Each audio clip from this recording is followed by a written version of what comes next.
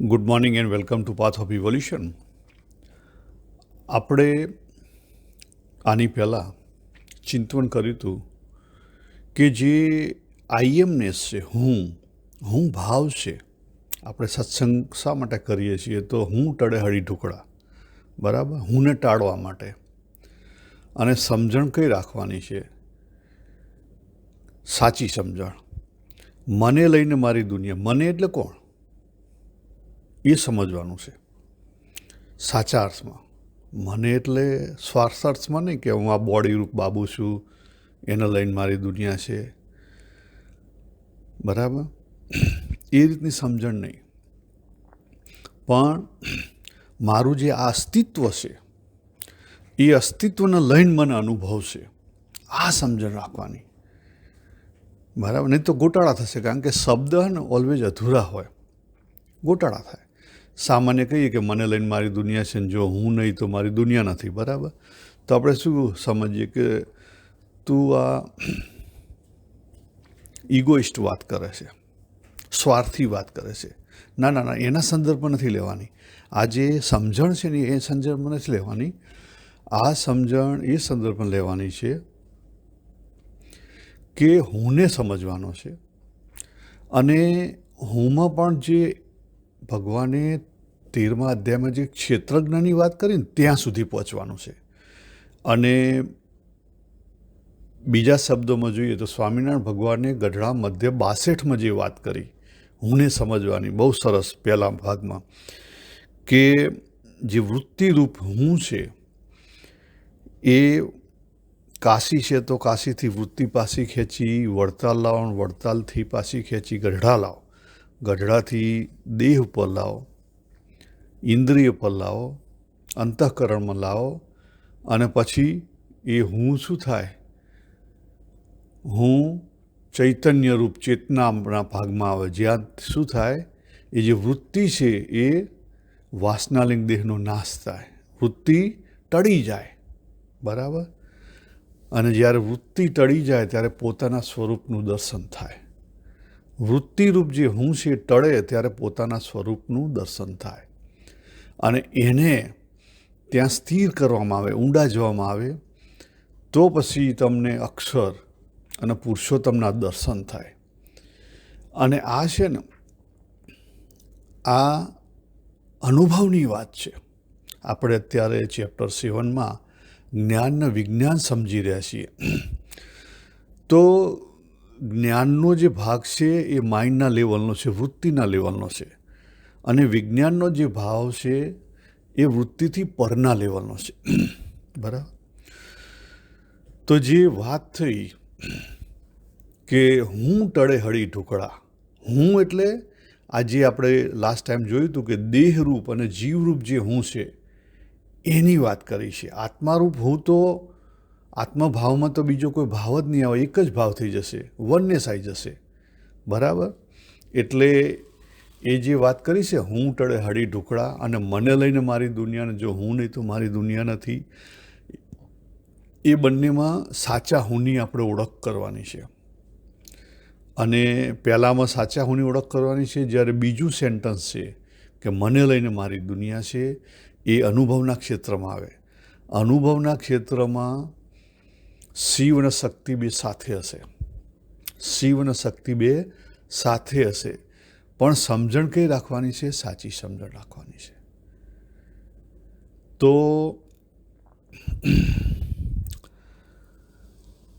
જે આપણે ત્યાં જોયું હતું કે એક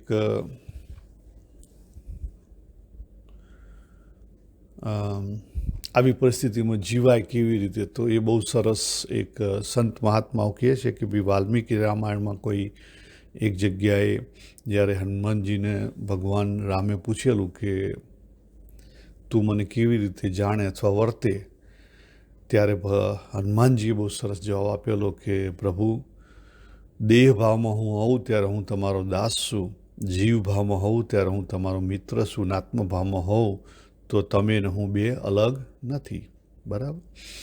આને સાચા અર્થમાં આપણે જીવનમાં લેવાનું છે. આ જે વાત છે ને એ વાત, અને ઇઝીલી જો ડાયજેસ્ટ થઈ કેવી હોય ને, તો આ વાત કોની સાથે ઇઝીલી ડાયજેસ્ટ થઈ શકે કે કાશ્મીરી સેવિઝમમાં જે શક્તિ, શિવ અને શક્તિનું જે સમજણથી જે સમજાયેલું છે જીવન, એની સાથે મેચ થઈ શકે છે. અને એવી જ વાત સંત જ્ઞાનેશ્વરે એમની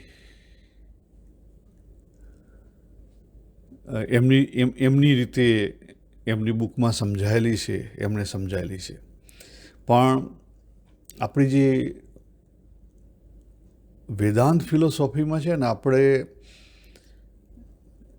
જે વિશિષ્ટ અદ્વૈત છે ને, એને સાચી રીતે સમજી નથી શકતા, તકલીફ પડે છે. કારણ કે આપણે ભક્ત અને ભગવાન થઈ જઈએ, એટલે આપણે ભક્ત બની જઈએ ભગવાનના, એટલે પછી એ ભક્તમાંથી આપણે બહાર નથી નીકળી શકતા, બરાબર. અથવા ગુરુ શિષ્ય બની જઈએ ત્યારે આપણે શિષ્યનો જે ભાવ છે ને, આપણે છોડી નથી શકતા. એટલે કહેવાય વિશિષ્ટ અદ્વૈત કહેવાય છે, નોન ડ્યુઆલિટી, બરાબર. એન્ડ નોન ડ્યુઆલિટી, પણ આપણે નોન ડ્યુઆલિટીમાં જઈ નથી શકતા. આ મારી વાત હું મારા અનુભવ પરથી કરું છું, બરાબર.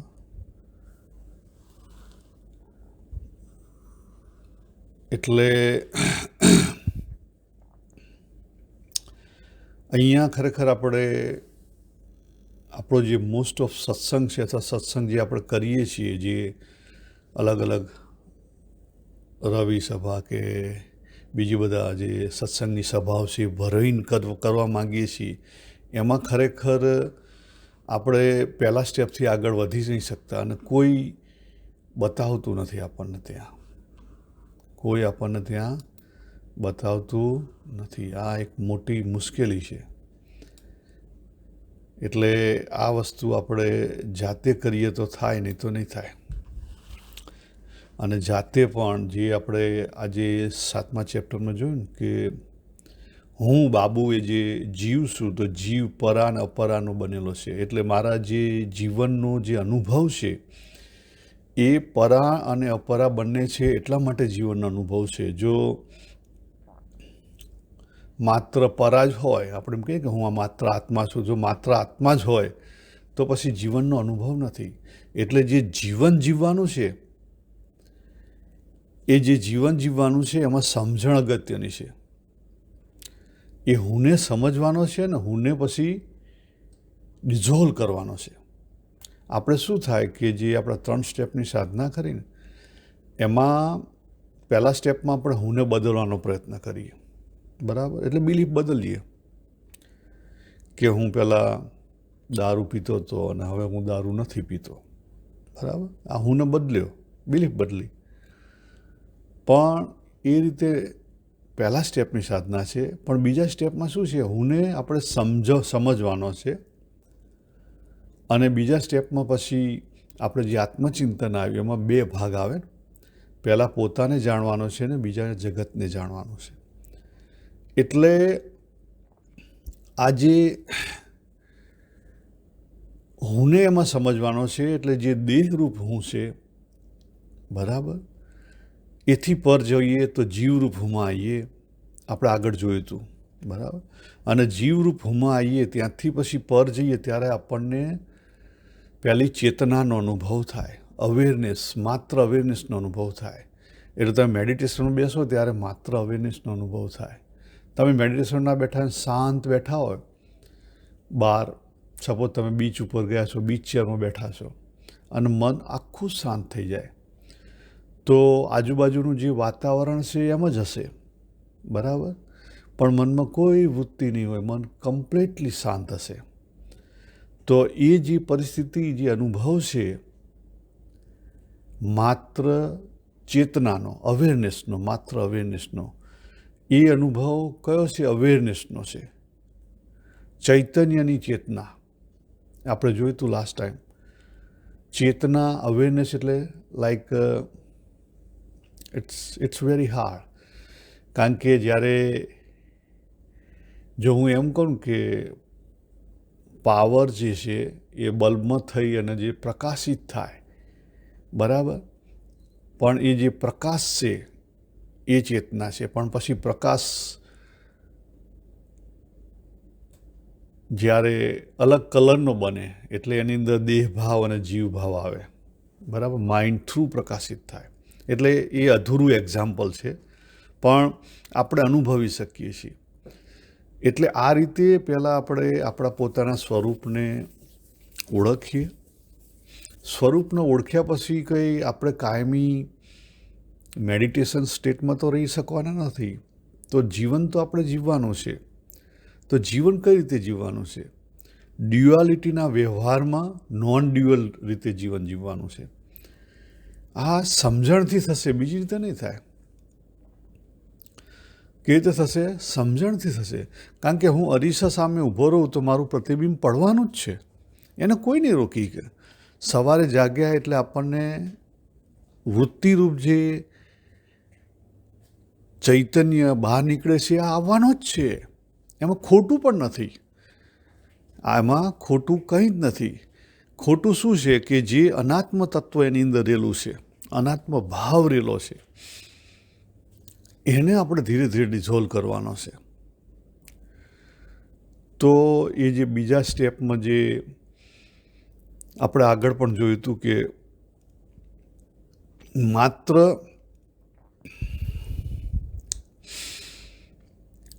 આત્મજ્ઞાન થાય તો અધૂરું છે. માત્ર આત્મજ્ઞાન થાય તો આત્મજ્ઞાની થઈ જવાય. કહેતા એનું ફળ શું થાય કે કર્મ બંધનોમાંથી પર થવાય, બરાબર. અને કર્મ બંધનથી પર થઈએ એટલે ફરી જન્મ લેવો ના પડે. મહાભારતની અંદર ભીષ્મ પિતામહનું પાત્ર છે. તો ભીષ્મ પિતામહ વસુલોકથી આવેલા અને પાછા ગયા ક્યાં? વસુલોકમાં, બરાબર. અને એવું કહે છે સંત મહાત્માઓ કે આજની તારીખે પણ ઘણા બધા મહાન આત્માઓ બીજા લોકમાંથી આવે છે અને પાછા બીજા લોકમાં જાય છે. એ આવે છે અને જાય છે. એ કેમ આવે છે ને જાય છે? કારણ કે એમણે સાચા અર્થમાં જગતને સમજ્યા નથી. એમને એવું છે કે અમે જગતને સુધારી દઈએ. સાચા અર્થમાં જગતને હજી સમજ્યા નથી. એટલે જે બીજા સ્ટેપમાં પહેલું તત્વ એ લોકોએ સમજ્યા એનું ફળ એમને મળ્યું કે એમને ફરી જન્મ લેવો ના પડે, પોતે જાતે જન્મ લઈ શકે, આવી શકે અને પાછા જઈ શકે. કારણ કે એકવાર પોતાની જાતને જાણી લીધી, બરાબર, પહેલું સ્ટેપ. પણ જ્યારે જગતને જેમ છે તેમ જણાય,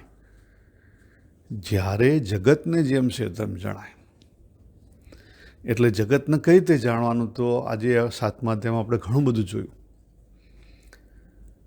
ભગવાન જે તત્વરૂપ છે એથી જગતને જાણવાનું છે. એથી પણ ભગવાને આગળ વાત કરી કે જે બીજરૂપ છે એ રીતે ના જાણી શકો તો જે વ્યવહારમાં જે બધી પ્રોસેસ થાય છે, 6 સ્વરૂપ બતાવ્યા પરમાત્માએ, એ રીતે જાણો. એ રીતે અનુભવી શકો છો તમે. ખાલી ઓળખવાનું જ છે. અનુભવી શકીએ છીએ એને ઓળખવાનું છે. એટલે વેલ્યુ સિસ્ટમ સરખી કરવાની છે. આપણે પ્રોબ્લેમ વેલ્યુ સિસ્ટમમાં છે. એટલે અંદર બિલીફ ચેન્જ કરવાની છે. અંદર બિલીફ ચેન્જ થઈ ગઈ છે ને તો પછી દેહથી ગમે તે વ્યવહાર થાય.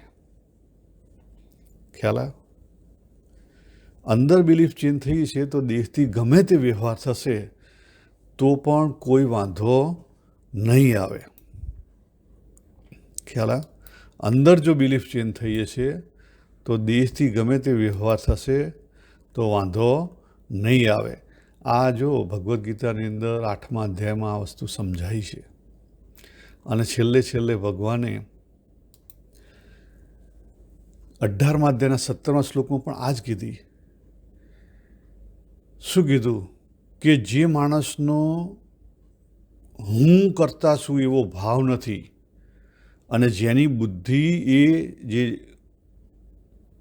ડ્યુઆલિટીમાં લોપાતી નથી, એ ભાવમાં લોપાતી નથી, તે યુદ્ધમાં આ બધા લોકોને ઈમાન લોકાન લખેલું છે જો ચોખ્ખું, આ બધા લોકોને હણીને પણ વાસ્તવમાં નથી હણતો કે નથી બંધાતો. જો જે વાત ભગવાને બીજા અધ્યાયના 19મા શ્લોકમાં સમજાવતા હતા ને એ જ વાત ત્યાં સમજાઈ ભગવાને ફરી.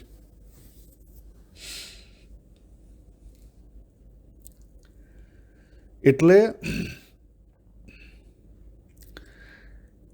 આપણે એક્શનને પકડીએ છીએ, આપણે ભાવને નથી જોઈ શકતા, પણ અંદરથી બિલીફ જો બદલી નાખે તો અંદરથી ભાવ ક્યાંથી આવે છે? અંદરથી આવે છે. એટલે અંદર જે જીવનું અપરાખાનું છે એ અપરાખાનાને પ્યોર કરવાનું છે. કારણ કે પરાખાનું તો પ્યોર છે જ, માત્ર અપરાખાનાને પ્યોર કરવાનું છે. આ જો ડીપથી સમજાય તો પછી વ્યવહાર ગમે તે હોય, બરાબર. કારણ કે વ્યવહાર તો વ્યવહારની રીતે રાખવો જ પડશે.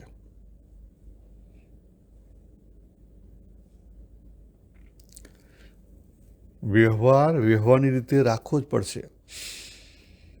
આપણે ઘણીવાર એવું કહેતા હોય છે કે ભોળાના ભગવાન હોય, પણ ના ના ના ના ના એવું નથી. બરાબર છે, એક સંદર્ભમાં સાચું છે, પણ એ જે ભક્ત બન્યા, બરાબર, કે શિષ્ય બન્યા કે સાધક બન્યા, તો આપણે કેવા હોવા જોઈએ? અવેર હોવા જોઈએ. ફૂલી અવેર એન્ડ વિજિલન્ટ. અવેર અને વિજિલન્ટ નહીં હોઈએ તો આ સંસાર છે ને એ તમને હખે જીવવા નહીં દે, ખાઈ જશે. ખ્યાલ આવે? ખાલી અંદરની જે વેલ્યુ સિસ્ટમ છે એટલી ચેન્જ કરવાની છે. આ મારો પોતાનો અનુભવ છે, પણ આ વાત સમજવી બહુ અઘરી છે. તમે જાતે આના પ્રેક્ટિસ કરો તો સમજાશે, બાકી જનરલ વાતોમાં તો નહીં સમજાય. એમ જ તમને એવું લાગશે કે હું ખોટું કહું છું. કારણ કે તમે ક્યાંક બંધાયેલા છો તો તમને એ વસ્તુ જ સાચી દેખાશે. જ્યારે હું ભક્ત તરીકે બંધાઈ ગયેલો હોઉં અને ભક્ત અને ભગવાનને બેને અલગ જોઈ શકું, ત્યારે મારામાંથી નોન ડ્યુઆલિટી કદી જાય નહીં, બરાબર. કારણ કે ડ્યુઆલિટીમાં જ હું જીવી શકું. અને જ્યાં સુધી હું અને મારા ભગવાન બે અલગ છે અને દુનિયા અલગ છે, ત્યાં સુધી જે સંપૂર્ણ પ્રાપ્તિ છે એ ના થાય. એ ધર્મની રીતે સારું દેખાય, પણ એ પહેલા સ્ટેપની વાત છે. બીજા સ્ટેપને ત્રીજા સ્ટેપમાં ના થઈ શકાય. જો નરસિંહ મહેતા એક ખાસ આનું ઉદાહરણ છે. અખિલ બ્રહ્માંડમાં એક તું શ્રી હરિ જુજવે રૂપે ભાસે. જો ભલે એ ભગવાનના ભક્ત તરીકે હતા, પણ એમની વેલ્યુ સિસ્ટમ ક્યાંથી એ આની ઉપરથી દેખાય. અખિલ બ્રહ્માંડમાં એક તું શ્રી હરિ. એટલે શું થયું? આ જ વ્યવહાર વ્યવહારની રીતે કરવાનો છે, પણ અંદરની સમજણમાં ફેર પડવો જોઈએ. અંદરની સમજણમાં મોટા ભાગે ફેર નથી પડતો, આપણે વ્યવહારમાં ફેર પાડીએ છીએ. ખ્યાલ આવે? અંદરની સમજણમાં મોટા ભાગે ફેર નથી પડતો.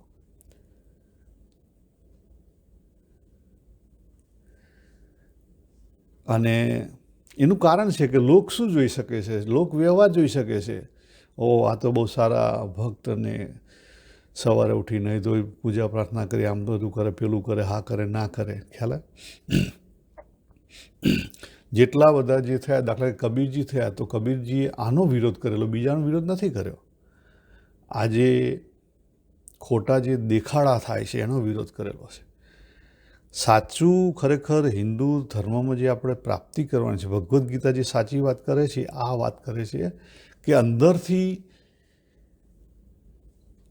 અંદરથી આપણી બુદ્ધિ છે એને શુદ્ધ કરવાની છે. અને બુદ્ધિ છે વિવેકથી શુદ્ધ થાય.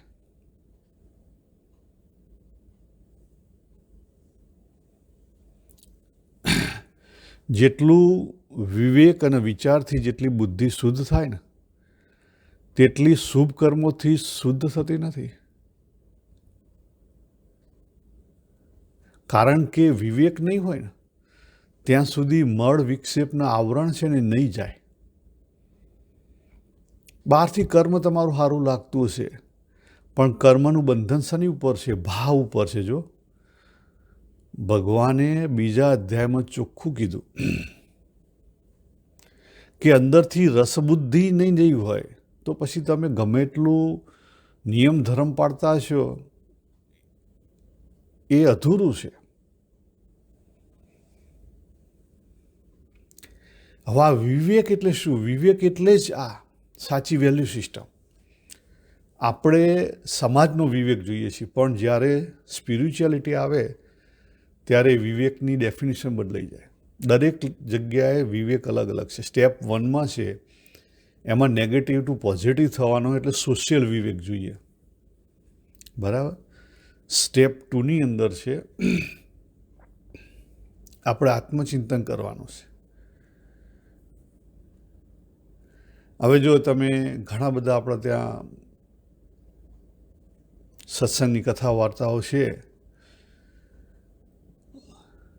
કે જળ ભરત હતા, અને એવા બીજા કેટલાય પાત્રો છે કે જેમની પાસે સોશિયલ વિવેક એટલો નહોતો, બરાબર. પછી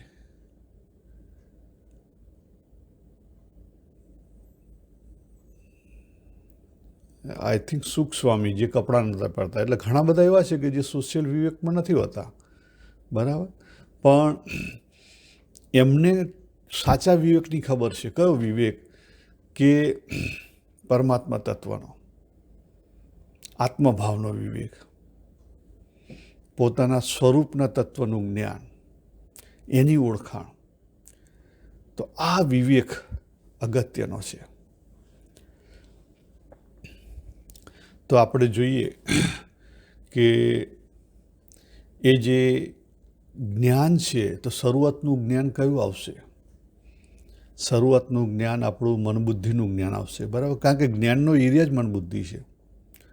પછી વિજ્ઞાન અનુભવ કયો આવશે? તો અનુભવ પહેલો મનબુદ્ધિનો અનુભવ આવશે.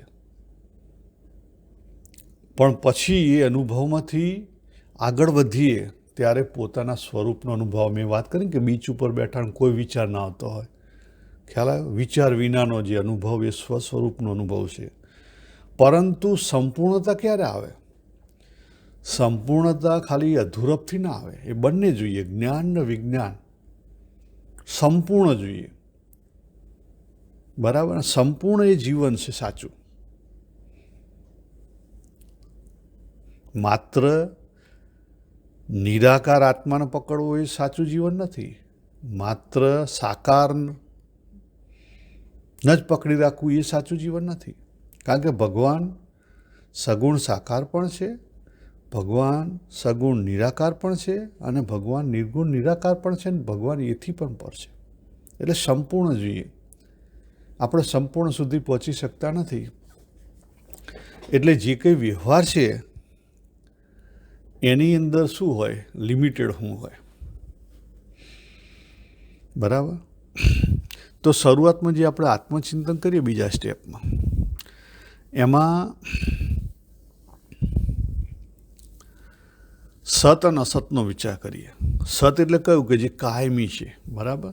પણ એ કયા લેવલે છે? આપણે વ્યવહારના સતની વાત નથી કરતા, આપણે સ્પિરિચ્યુઆલિટીના સતની વાત કરીએ છીએ. કારણ કે વ્યવહારનું સત શોધવા જશો તો કોકના રેફરન્સમાં છે. સ્પિરિચ્યુઆલિટીનું સત કયું આવે? તો જે અનુભવ કદાપી બદલાય નહીં. આપણી અવેરનેસ છે, એનો જે અનુભવ છે કદાપી બદલાતો નથી, બરાબર. જ્યારે પણ આપણે જાગ્રત હોઈએ, જીવિત હોઈએ, ત્યારે આપણી જે અવેરનેસ છે એનો અનુભવ એકનો એક જ છે. એ સત કહેવાય. અને અસત કયો કહેવાય? તો એ માઇન્ડમાં જે સત અસત આવે, રેફરન્સ પોઈન્ટથી સત અસત, બરાબર. રેફરન્સ પોઈન્ટથી સત અસત. જે દાખલા તરીકે આપણે મોટાભાગે વાંચતા હોઈએ કે ગાંધીજી જે સત્યનો આગ્રહ, બરાબર. તો એ રેફરન્સ પોઈન્ટ, ભલે એ ડીપર રેફરન્સ પોઈન્ટ હતો, પણ રેફરન્સ પોઈન્ટનો સત અસત હતો, બરાબર. એ રીતે આપણે વ્યવહારમાં જે દાખલા તરીકે હું જોબ કરું છું તો જે જોબ કંપનીની જે પોલિસી હોય એ સત કહેવાય જોબ લેવલે, બરાબર. એ જ રીતે આપણે મંદિર જઈએ તો મંદિરની જે પોલિસી હોય કે ભાઈ સરખા કપડાં પહેરી જવું, હા ના, તો એ રેફરન્સમાં એ સત કહેવાય.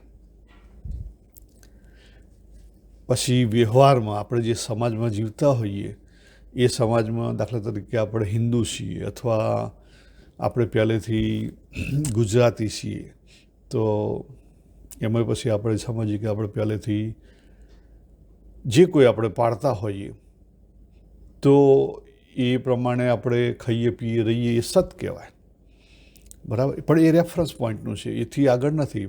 પણ આપણે એ રેફરન્સ પોઈન્ટ સ્ટેપ 1માં મૂકી દીધો, સ્ટેપ 2માં છે એથી આગળ જવાનું છે.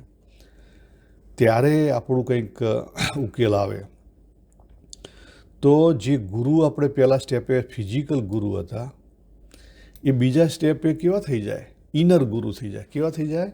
ગુરુ તત્વ હૃદયમાં ઉદય થાય ત્યારે તત્વ જિજ્ઞાસા જાગે અને પછી તત્વ જિજ્ઞાસા જે જાગી ને એ તત્વ જિજ્ઞાસા તમને આગળ ખેંચી જાય. કરે છે જ બધું, સમજી લો.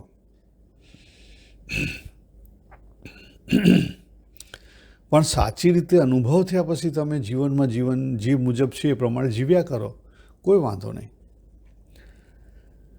એટલે આત્મચિંતનમાં પહેલું જે આત્મજ્ઞાન આવ્યું એની શું પ્રાપ્તિ? તો કર્મબંધનથી મુક્તિ થાય. પણ એ કમ્પ્લીટ મુક્તિ નથી, અધૂરી મુક્તિ છે. પછી જગતના તત્વનું જ્ઞાન થવું જોઈએ. જગતના તત્વનું જ્ઞાન થાય તો શું થાય કે જે જગતમાં જે માયા તત્વ છે અપરા, એના લઈને જે સુખ દુઃખની જે આપણને અનુભવ થાય છે એ અનુભવ થશે, બરાબર. સુખ દુઃખનો અનુભવ થશે પણ એનાથી રિએક્શન ઊભું નહીં થાય. નરસિંહ મહેતા લો તો એમના જીવનમાં સુખ દુઃખ નથી આવ્યા પણ એનાથી એમને કોઈ રિએક્ટિવ એમને નેચર નથી આપ્યો. એને જેમ છે તેમ એક્સેપ્ટ કર્યું છે, જેમ છે તેમ એક્સેપ્ટ કર્યું છે. અનુભવ નહીં થયો, અનુભવ તો થાય. શરીરને કંઈ થયું તો અનુભવ થાય, બરાબર. એટલે જે નિયતિ છે, નિયતિનું જે કંઈ આવે એને એક્સેપ્ટ કરે. આ આપણે જે પેલા 6 તત્વ જોયા ને એમાં નિયતિ આવે છે. એટલે આપણા લાઈફમાં દરેક પરિસ્થિતિની અંદર જે કોઈ પરિસ્થિતિ આવે એ નિયતિ કહેવાય. એ અધિભૂતનો ભાગરૂપ આવે છે. એ જેમ છે તેમ આવે અને જેમ છે તેમ એક્સેપ્ટ કરી શકો. વિવેક વાપરી અને એ જે સમયે જે વ્યવહાર કરવાનો છે વ્યવહાર કરો. વિવેક વાપરી એટલે શું થાય? અંદરનો જે ભાવ છે એ ભાવમાં મારું તારું લાયા વગર તમારું જે કર્તવ્ય એ પ્રમાણે તમે કરો તો કર્મ વિસર્જન થાય. ભગવાને વાત કરી એ કર્મ વિસર્જન, બરાબર. અને એ તમે કઈ રીતે કરશો તો એના માટેનો તમને સ્વભાવ મળેલો છે. એ પ્રમાણે એ સ્વભાવ એ એક્વાયર કરેલો સ્વભાવ નથી.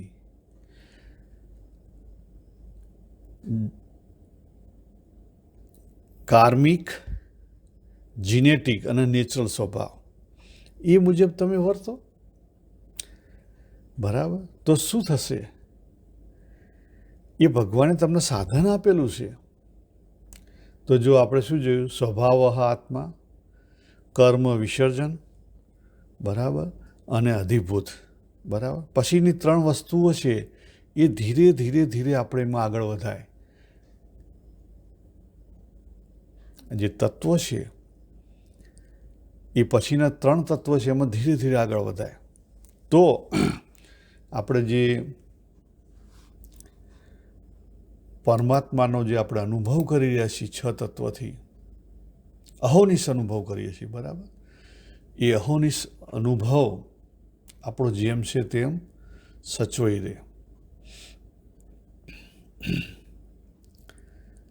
અને આપણે એમને જેમ છે તેમ સમજી શકીએ. નહીં તો પછી સમજણમાં મુશ્કેલી થાય. એટલે અધિભૂત, કર્મ વિસર્જન, આધ્યાત્મ, સ્વભાવ, બરાબર, 3 વસ્તુ આવી એટલે સ્વભાવમાં મેઇન આપણું જીવ પણ આવશે, ઈચ્છા શક્તિ, જ્ઞાન શક્તિ અને ક્રિયા શક્તિ, બરાબર. પછી અધિદેવ એટલે ચિત્તરૂપ શક્તિ. આ જે ચિત્તરૂપ શક્તિ ખરી ને એટલે ચેતના, જે મેં વાત કરી ને કે બીચ ઉપર બેઠા હોઈએ ને આપણે અથવા મેડિટેશન બેઠા હોઈએ અને વૃત્તિ સિવાય વૃત્તિ સ્થિર થઈ ગઈ, વૃત્તિ હોય જ નહીં, આકાશ ચોખ્ખું હોય, ખ્યાલ આવે? સ્થૂળ આકાશ પછી ચિત્તાકાશ, એટલે ચિત્તાકાશ શુદ્ધ હોય એ સ્થિતિ.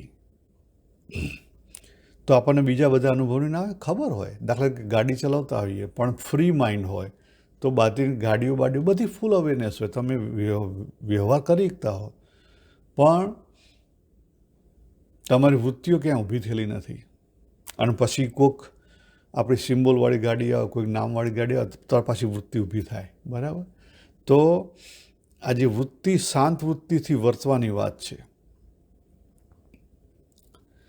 તો પછી આપણને એ જે સતરૂપ પરાતત્વ છે, અધિયજ્ઞ, એનો અનુભવ થાય. અને ધીરે ધીરે ધીરે પહેલી બધી વસ્તુ આપણી પોતાની ઉપર લાગુ પાડવાની છે અને પછી ધીરે ધીરે ધીરે જગતની વસ્તુ જોવાની છે.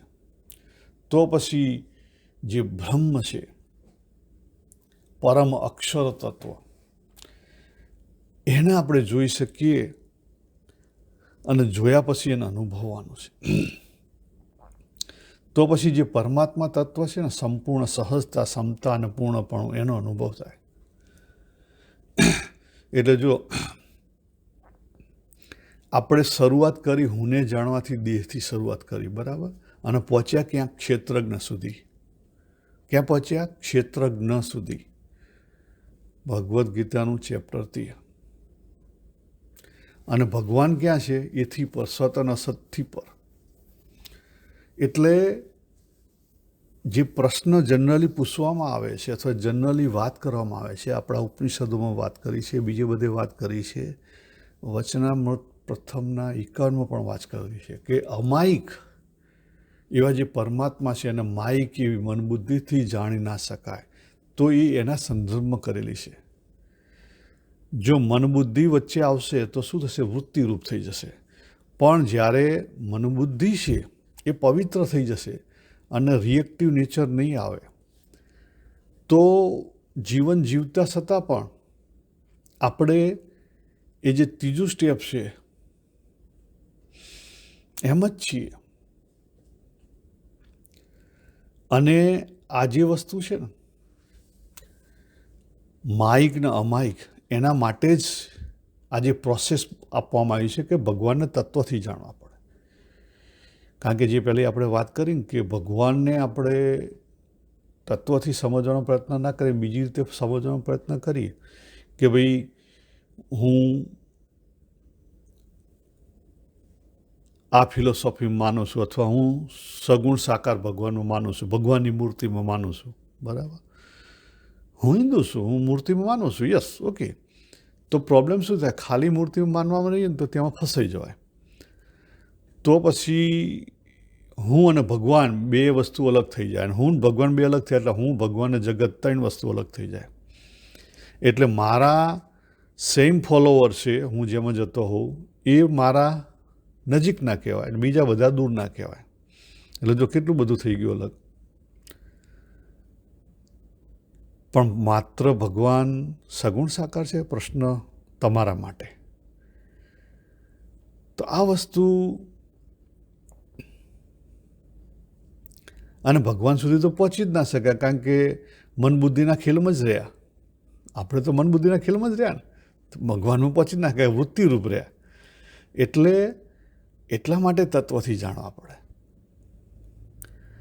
અને તત્વથી જાણ્યા એટલે શું? તો સમજણ આપણે જ્ઞાન કહેતા માઇન્ડથી મેળવવાની છે, પણ અનુભવથી અનુભવવાના છે. હવે અનુભવ જે છે એ અનુભવમાં હું બોલવા જાઉં તો તરત જ શું થઈ જાય? એ મન બુદ્ધિનો વિષય થઈ જાય. એટલા માટે એ જે અનુભવ છે એને કહી ના શકાય, એને બોલી ના શકાય. તો મહારાજ તમે બોલો છો એનું શું? હા, એ હું બોલું છું એ જ્ઞાનનો ભાગ બોલું છું જે માઇન્ડથી છે. વિજ્ઞાનનો ભાગ પોતાએ દરેકે જાતે કરવો પડે. એમાં કોઈ કોઈને ના કહી શકે, કોઈ કોઈના માટે કરી પણ ના શકે. એટલે આ જે ભગવાનની લીલા છે, શિવ શક્તિમાં ખોવાઈને જીવ બન્યો છે, એમાંથી પાછા જવાનું છે. અને ગોઠવણ એને કરી રાખેલી છે. જે પેલા જે 6 તત્વની વાત કરી ભગવાને, બ્રહ્મ, અધિયજ્ઞ, અધિદૈવ, આધ્યાત્મ, કર્મ, વિસર્ગ અને અધિભૂત, એ આપણા પોતાના જીવનમાં આપણે એપ્લાય કરવાનું છે. તો પછી ધીરે ધીરે ધીરે આ વસ્તુ થશે.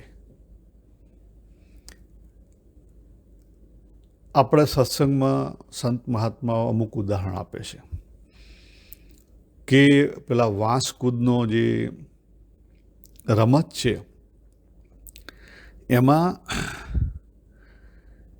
એ જે વાંસ છે એ બુદ્ધિ છે. જ્યારે કૂદકો મારવાનો ત્યારે છેલ્લે વાંસને છોડી દેવાનો હોય, ત્યારે પછી પેલી બાજુ કૂદકો લાગે. એટલે આપણું જે લક્ષ્ય છે, એ લક્ષ્યને પહોંચવા માટે આપણે રોજ સત્સંગ કરવાનું, પણ એક દિવસ આ લક્ષ્યમાં, એટલે કે આપણો જે વાંસ કૂદકો છે એ આપણો સફળ થઈ જશે. પ્રેક્ટિસ કર્યા કરવાની છે. બીજું રમણ મહર્ષિ એક્ઝામ્પલ આપે છે કે પેલી ચિતા પ્રગટાવવા માટે આપણે અગ્નિદંડ હોય, એનાથી ચિતા પ્રગટાવીએ અને પછી એને નાખી દઈએ, પેલી મસાલ જેવો હોય ને એનાથી. અને કેટલાક સંત મહાત્મા એવું એક્ઝામ્પલ આપે છે કે આપણે પાણીમાં પડ્યા હોય તો પાણીની મદદથી બહાર નીકળવું પડે. એટલે આપણા જે જીવનનો અનુભવ છે એ પરા અને અપરાના સંયોગ વિના શક્ય નથી. એટલે જીવનની અંદર જે અપરા છે આપણી અંદર, કે પંચકોષા છે, અન્નમય કોષ, પ્રાણમય કોષ, મનોમય કોષ, બરાબર,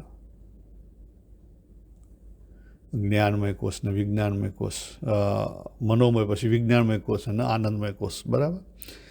એ જે 3 શરીરના પંચકોષ થયા. તો જે આ જે પહેલા 3 કોષ છે, અન્નમય, પ્રાણમય, મનોમય, એને લઈ, અન્નમયને લઈને જન્મ મરણ કહેતા આપણું જન્મ મરણ, શરીરના રોગ, એ બધી વસ્તુ આવશે જ. પ્રાણમય છે એટલે ભૂખ તરફ છે લાગશે, મનોમય છે એટલે સારું ખરાબ એ આવશે. એ જગતનો વ્યવહાર છે. દાખલા તરીકે અરીસા સામે ઊભા રહીએ તો પ્રતિબિંબ પડે જ, પણ પ્રતિબિંબ કોનું પડ્યું? મારું પ્રતિબિંબ પડ્યું, બરાબર. જો મારા ઉપર ફોકસ થઈ જાય, જો મારા ઉપર ફોકસ થઈ જાય જગતના વ્યવહારમાં, તો એ પ્રતિબિંબને લઈને તમે વિચલિત નહીં થો. પ્રતિબિંબને જેમ છે તેમ એક્સેપ્ટ કરી શકશો. આ વસ્તુ કરવાની આટલી. જે પ્રતિબિંબ છે કોનું છે? મારું છે. એટલે બિંબ વગર પ્રતિબિંબ ના હોય. બિંબને ઓળખી લો તો પ્રતિબિંબને તકલીફ નહીં થાય. એટલે જગતનો જે વ્યવહાર છે એમાં લાભ, નુકસાન, જય, પરાજય, સુખ, દુઃખ, માન, અપમાન, અનુકૂળતા, પ્રતિકૂળતા, આ બધી વસ્તુ આવશે જ. નિયતિના ભાગરૂપ આ બધી વસ્તુ આવશે જ. અને ત્યાં આપણે આપણો રોલ પ્લે કરવાનો છે, બરાબર. અને ત્યાં આપણને ફ્રી વિલ મળી છે, ડિસિઝન ટુ પ્લે. આ તો અગત્યનું છે. પછી કેવી છે? લિમિટેડ ફ્રી વિલ છે. કારણ કે નિયતિ એ નિયતિની મોટી ફ્રી વિલ છે. તો જે કોઈ સિચ્યુએશન આવે એને એક્સેપ્ટ કરવાની છે, એમાં ટ્રસ્ટ રાખવાનો છે, પણ આપણે અવેર અને એલર્ટ રહેવાનું છે, બરાબર. તો આ રીતે વિજિલન્ટ બની અને પછી આખી લાઈફ આપણે જીવીએ, અને આ રીતે આપણે હુંને ડિઝોલ્વ કરવાનો છે. તો આ આઈએમનેસનો જે બીજો ભાગ છે એને આપણે આજે જોયું, સમજ્યા, અને એને આપણે અનુભવમાં ઉતારવાનો છે. તો પછી આ જે બધી લોકની દેખાદેખી રૂપ જે કંઈ થાય છે એ સાચા અર્થમાં થશે. અહીંયા પૂરું કરીએ. સર્વેને જય શ્રી કૃષ્ણ. હરિઓમ તત્સત.